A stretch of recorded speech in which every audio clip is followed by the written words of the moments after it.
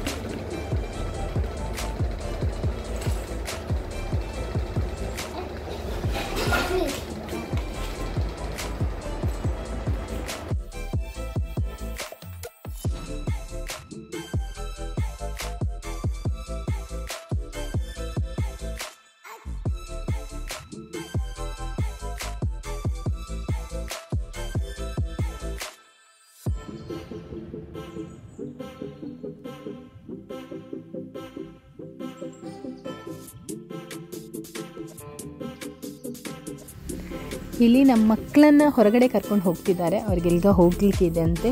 So ಹಾಗಾಗಿ ಇವತ್ತು ಮನೆಯಲ್ಲಿ ನಾನು ಅಮ್ಮ ಇಬ್ಬರೇ ಇರೋದು.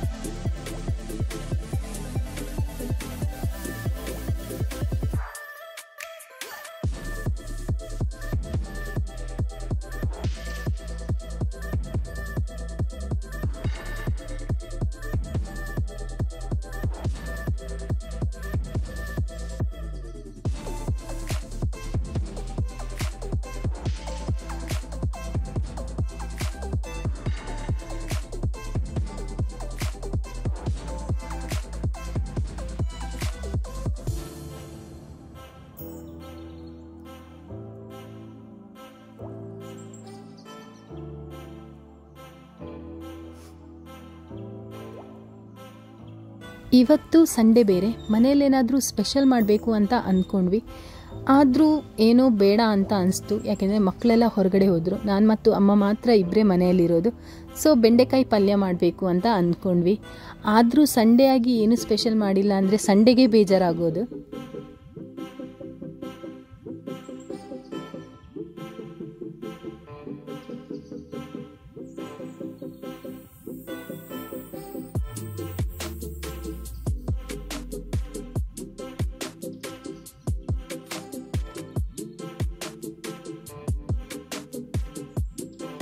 ಅಡಿಗೆಲ್ಲ ರೆಡಿ ಆದಮೇಲೆ ನಾನು ಅಮ್ಮ ಹಾಗೆ ಸುಮ್ಮನೆ ಕೂತಿದ್ವಿ. ಏನೂ ಮಾಡೋದು ಬೇಡ ಅಂತ ಅನಿಸ್ತಿತ್ತು. ಆದರೆ ಹೊರಗಡೆ ಹೋಗಿರುವ ಮಕ್ಕಳೆಲ್ಲ ವಾಪಸ್ ಬಂದರು. ಅಷ್ಟೇ ಅಲ್ಲದೆ ಬರುವಾಗ ನನ್ನ ಗಂಡ ಚಿಕನ್ ಇಟ್ಕೊಂಡು ಬಂದರು. ಸೊ ಇನ್ನು ಚಿಕನ್ನ ಏನು ಮಾಡಬೇಕು ಅಂತ ಯೋಚನೆ ಮಾಡಬೇಕಾದ್ರೆ ನನಗೆ ಹೊಳಿದಿದ್ದು ಬಿರಿಯಾನಿ. ತುಂಬ ದಿನ ಆಯಿತು ಬಿರಿಯಾನಿ ಮಾಡಿದೆ.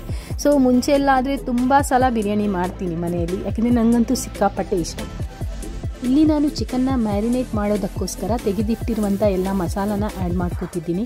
ನಾನಿಲ್ಲಿ ಸ್ವಲ್ಪ ಜೀರಿಗೆ ಪೌಡರ್, ಸ್ವಲ್ಪ ಕೊತ್ತಂಬರಿ ಪೌಡರ್, ಸ್ವಲ್ಪ ಅರಶಿನ ಹಾಗೂ ಸ್ವಲ್ಪ ಮೆಣಸಿನ ಹುಡಿ, ಕಸೂರಿ ಮೇಥಿ ಹಾಗೂ ಸ್ವಲ್ಪ ಗರಂ ಮಸಾಲಾನ ಆ್ಯಡ್ ಮಾಡ್ಕೊತಿದ್ದೀನಿ. ಅಷ್ಟೇ ಅಲ್ಲದೆ ನಾನು ಇಲ್ಲಿ ಆಲ್ರೆಡಿ ಬಿರಿಯಾನಿ ಪೌಡರ್ನ ಕೂಡ ರೆಡಿ ಮಾಡ್ಕೊಂಡು ಇಟ್ಟಿದ್ದೀನಿ. ನಾನು ರೆಡಿ ಬಿರಿಯಾನಿ ಪೌಡರ್ನ ಹಾಕ್ತಿದ್ದೀನಿ. ಸೊ ಅದನ್ನು ಕೂಡ ಆ್ಯಡ್ ಮಾಡ್ಕೊತೀನಿ. ಹಾಗೂ ಒಂದು ಅರ್ಧ ಬೌಲಷ್ಟು ನಾನು ಮೊಸರನ್ನು ತೆಗೆದಿಟ್ಟಿದ್ದೀನಿ. ಸೊ ಅದನ್ನು ಕೂಡ ಆ್ಯಡ್ ಮಾಡಿಕೊಂಡು ಇದನ್ನು ಚೆನ್ನಾಗಿ ಮಿಕ್ಸ್ ಮಾಡ್ಕೊತೀನಿ. ಈಗ ಒಂದು ಅರ್ಧದಷ್ಟು ಲಿಂಬೆ ಹುಳಿಯ ರಸನ ಹಾಕ್ತಾ ಇದ್ದೀನಿ. ಈಗ ಎಲ್ಲವನ್ನು ಕೂಡ ಚೆನ್ನಾಗಿ ಮಿಕ್ಸ್ ಮಾಡ್ಕೊತೀನಿ. ಮಿಕ್ಸ್ ಮಾಡ್ಕೊಂಡು ನಂತರ ಒಂದು 15-20 ನಿಮಿಷ ಹಾಗೆ ತೆಗೆದಿರ್ತೀನಿ. ಸೊ ಮಸಾಲೆ ಎಲ್ಲ ಚೆನ್ನಾಗಿ ಎಳ್ಕೊಳ್ಳಿ ಅನ್ನೋ ಕಾರಣಕ್ಕೆ. ನಾನಿಲ್ಲಿ ಬೌಲ್ ತುಂಬ ಚಿಕ್ಕದು ತಗೊಂಡಿದ್ದೇನೆ. ಸೊ ಹಾಗಾಗಿ ನನಗೆ ಮಿಕ್ಸ್ ಮಾಡೋದು ತುಂಬ ಕಷ್ಟ ಅಂತ ಅನಿಸ್ತು.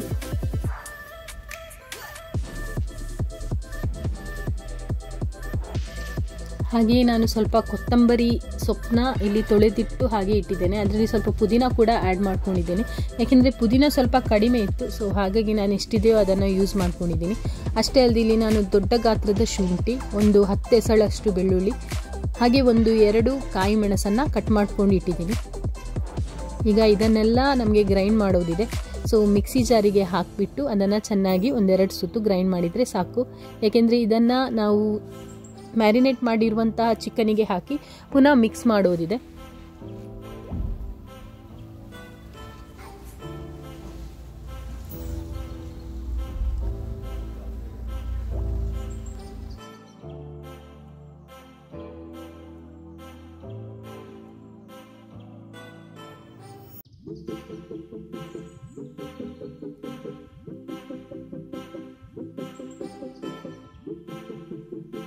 ಇಲ್ಲಿ ನಾನು ಸ್ವಲ್ಪ ಉಪ್ಪನ್ನು ಮತ್ತೆ ಆ್ಯಡ್ ಮಾಡ್ಕೊಂಡಿದ್ದೀನಿ. ಇಲ್ಲಿ ಆಲ್ರೆಡಿ ನಾನು ಅಕ್ಕಿಯನ್ನು 10 ನಿಮಿಷ ನೆನೆಸಿಟ್ಲಿಕ್ಕೆ ಇಟ್ಟಿದ್ದೇನೆ. ಈಗ ಇದನ್ನು ನಾವು ಬೇಯಿಸಲಿಕ್ಕೆ ಇದೆ ಅಕ್ಕಿಯನ್ನು.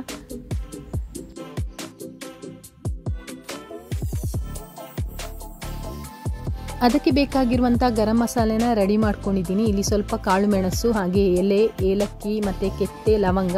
ಆಲ್ರೆಡಿ ನಾನು ನೀರನ್ನು ಬಿಸಿಯಾಗಲಿಕ್ಕೆ ಇಟ್ಟಿದ್ದೇನೆ. ನೀರು ಕುದಿ ಬರ್ತಾ ಇದೆ. ಸೊ ಆ ನೀರಿಗೆ ನಾನು ಈ ಎಲ್ಲ ಮಸಾಲೆಗಳನ್ನು ಹಾಕ್ತಿದ್ದೀನಿ. ಹಾಗೆ 1-2 ಸ್ಪೂನಷ್ಟು ತುಪ್ಪನ ಕೂಡ ಹಾಕ್ತೀನಿ. ಯಾಕೆಂದರೆ ಇಲ್ಲಿ ನೀವು ತುಪ್ಪದ ಬದಲು ಎಣ್ಣೆಯನ್ನು ಕೂಡ ಹಾಕೋಬಹುದು. ಯಾಕೆಂದರೆ ಅಕ್ಕಿ ಬಿಡಿ ಬಿಡಿಯಾಗಿ ಬರುತ್ತೆ, ಇಲ್ಲಾಂದರೆ ಅಂಟ್ಕೊಳ್ಳುತ್ತೆ. ಇಲ್ಲಿ ನಾನು ಎಣ್ಣೆಯನ್ನು ಕಾಯಕ್ಕೆ ಬಿಟ್ಟಿದ್ದೇನೆ. ಸೊ ಇಲ್ಲಿ ಕ್ಯಾಶುನೆಟ್ ಹಾಗೂ ಇನ್ನೊಂದು ದ್ರಾಕ್ಷಿ ಬೀಜ ಬರುತ್ತಲ್ಲ, ಸೊ ಅದನ್ನು ಫ್ರೈ ಮಾಡ್ತಿದ್ದೀನಿ. ಡೀಪ್ ಫ್ರೈ ಆಗಬೇಕು. ಸೊ ಎಣ್ಣೆ ಮೇಲೆ ಈ ರೀತಿ ಮಾಡಿದರೆ ಸಹ ಚೆನ್ನಾಗಾಗುತ್ತೆ. ಕೆಲವರು ತುಪ್ಪದಲ್ಲೇ ಫ್ರೈ ಮಾಡ್ತಾರೆ. ಯಾರಿಗೆ ಹೇಗೆ ಬೇಕು ಆ ರೀತಿ ಫ್ರೈ ಮಾಡ್ಕೋಬೋದು.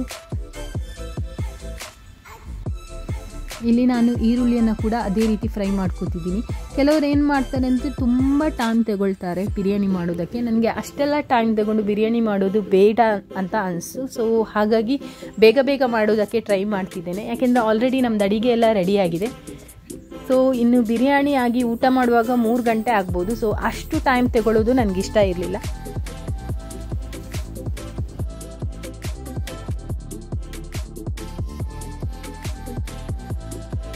ಇಲ್ಲಿ ಒಂದು ಬಾಣಲೆಗೆ ನಾನು ಆಲ್ರೆಡಿ 1-2 ಸ್ಪೂನಷ್ಟು ತುಪ್ಪನ ಹಾಕಿದ್ದೀನಿ. ಹಾಗೆ ತುಪ್ಪ ಕ್ವಾಂಟಿಟಿ ಕಮ್ಮಿ ಇದೆ. ಸೊ ಹಾಗಾಗಿ ಸ್ವಲ್ಪ ಎಣ್ಣೆಯನ್ನು ಕೂಡ ಹಾಕಿದ್ದೀನಿ. ಇದಕ್ಕೆ ನಾನು ಹೆಚ್ಚಿಟ್ಟಿರುವಂಥ ನೀರುಳ್ಳಿ, ಒಂದು ದೊಡ್ಡ ಈರುಳ್ಳಿಯನ್ನು ಹೆಚ್ಚಿಟ್ಟಿದ್ದೀನಿ. ಹಾಗೆ 1-2 ಟೊಮೆಟೊನ ಹೆಚ್ಚಿಟ್ಟಿದ್ದೀನಿ. ಸಣ್ಣ 2 ಟೊಮೆಟೊ ಇತ್ತು, ಸೊ ಅದನ್ನು ಹೆಚ್ಚಿಟ್ಟಿದ್ದೀನಿ. ಇಲ್ಲಿ ನಾನು ತುಂಬ ಕಾಯಿ ಮೆಣಸನ್ನು ಯೂಸ್ ಮಾಡಲ್ಲ, 1-2ರಷ್ಟು ಕಾಯಿ ಮೆಣಸನ್ನ ಯೂಸ್ ಮಾಡ್ಕೋತಿದ್ದೀನಿ.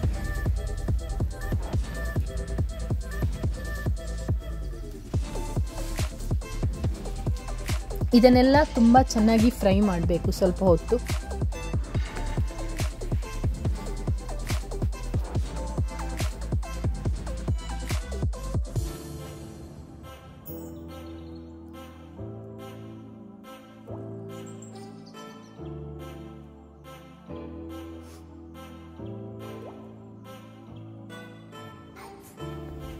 ಇದನ್ನೆಲ್ಲ ಸೇರಿಸಿಬಿಟ್ಟು ಒಂದು ಸ್ವಲ್ಪ ಹೊತ್ತು ಚೆನ್ನಾಗಿ ಫ್ರೈ ಆಗೋದಕ್ಕೆ ಬಿಡಬೇಕು. ಈಗ ನೋಡಿ ಸ್ವಲ್ಪ ಫ್ರೈ ಆಗ್ತಾ ಬಂದಿದೆ.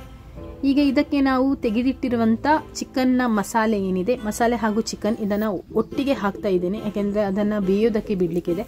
ಸೊ ಹಾಗಾಗಿ ಎಲ್ಲ ಮಿಕ್ಸ್ ಮಾಡ್ಕೊಂಡಿರುವಂಥ ಚಿಕನ್ನ ಈಗ ಹಾಕ್ತಿದ್ದೀನಿ. ಸೊ ಇದನ್ನು ಚೆನ್ನಾಗಿ ಬೇಯಿಸಬೇಕು.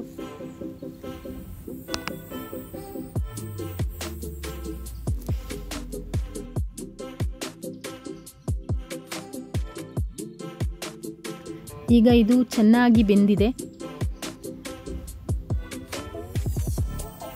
ತುಂಬ ಚೆನ್ನಾಗಿ ಬೆಂದಿದೆ. ಇದನ್ನು ಫುಲ್ ಡ್ರೈ ಮಾಡೋದಕ್ಕೆ ಹೋಗಬಾರ್ದು. ಕೆಲವರು ಏನು ಮಾಡ್ತಾರೆ ಅಂದರೆ ಫುಲ್ ಡ್ರೈ ಮಾಡ್ತಾರೆ, ಅದು ಅಷ್ಟು ಚೆನ್ನಾಗಿರಲ್ಲ. ಸ್ವಲ್ಪ ಇದೇ ರೀತಿ ಇರಬೇಕು. ಈಗ ನಾವು ಬಿರಿಯಾನಿನ ಯಾವ ರೀತಿ ಮಾಡ್ತೇವೆ ಅದನ್ನು ಲೇಯರ್ ಆಗಿ ಅದನ್ನು ಹಾಕಲಿಕ್ಕೆ ಇದೆ. ಅದೇ ರೀತಿ ನಾನು ಕೂಡ ಮಾಡ್ತಿದ್ದೀನಿ. ಲಾಸ್ಟ್ ಪ್ರೊಸೀಜರ್ ಏನಿದೆ ಅದನ್ನು ಕಂಪ್ಲೀಟ್ ಮಾಡ್ತಿದ್ದೀನಿ. ಕೆಲವರು ಮಿಕ್ಸ್ ಮಾಡ್ತಾರೆ, ಆದರೆ ನಾವಿಲ್ಲಿ ಮಿಕ್ಸ್ ಮಾಡಲ್ಲ. ಮೊದಲು ಕೆಳಗಡೆ 1 ಲೇಯರ್ ಚಿಕನ್ ಹಾಕಿದರೆ ಆಮೇಲೆ ಅದರ ಮೇಲೆ ರೈಸ್ ಹಾಕ್ತೀವಿ. ಆಮೇಲೆ ನಾವು ಗೋಡಂಬಿ, ದ್ರಾಕ್ಷಿ ಅದನ್ನು ಕೂಡ ಸಪ್ರೇಟಾಗೇ ಹಾಕೋದು. ಇದನ್ನು ಸ್ಟೀಮಲ್ಲಿ ಇಡೋದಕ್ಕಿದೆ, ಆಗ ಒಂದು ಫ್ಲೇವರ್ ಚೆನ್ನಾಗಿರುತ್ತೆ ಅನ್ನೋದಕ್ಕೋಸ್ಕರ ಈ ರೀತಿ ಮಾಡ್ತಿದ್ದೇವೆ. ಕೆಲವರಿಗೆ ಅನಿಸ್ಬೋದು ಇದು ಯಾವ ರೀತಿ ಬಿರಿಯಾನಿ ಮಾಡ್ತಿದ್ದಾರೆ ಅಂತ. ನನಗಂತೂ ಸಿಕ್ಕಾಪಟ್ಟೆ ಇಷ್ಟ. ನೀವು ಕೂಡ ಟ್ರೈ ಮಾಡಿ ನೋಡಿ, ಚೆನ್ನಾಗಿ ಬರುತ್ತೆ, ತುಂಬ ಬೇಗ ಆಗುತ್ತೆ, ತುಂಬ ಟೈಮ್ ಸೇವ್ ಕೂಡ ಆಗುತ್ತೆ. ಸೊ ಹೊರಗಡೆ ಹೋಗಿ ಬಿರಿಯಾನಿ ತಿನ್ನಬೇಕು ಅಂತ ಇಲ್ಲ, ನಾವು ಮನೆಯಲ್ಲೇ ಖುದ್ದು ಮಾಡ್ಕೋಬಹುದು.